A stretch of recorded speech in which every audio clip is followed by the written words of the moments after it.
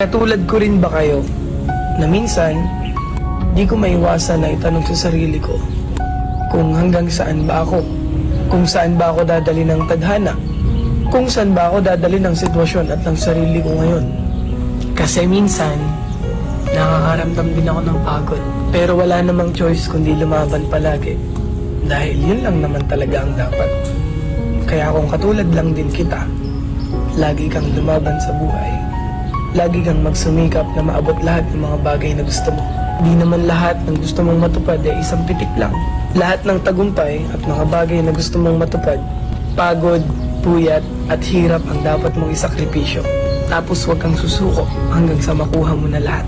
Kaya ikaw, alam kong katulad lang din kita, lumalaban ng patas sa buhay, gumagawa ng paraan para maging maganda ang buhay, nagsasakripisyo para sa magandang pamilya, nagsasakripisyo para sa sarili at para sa pamilya. Ingat kayo palagi, stay safe, and follow me.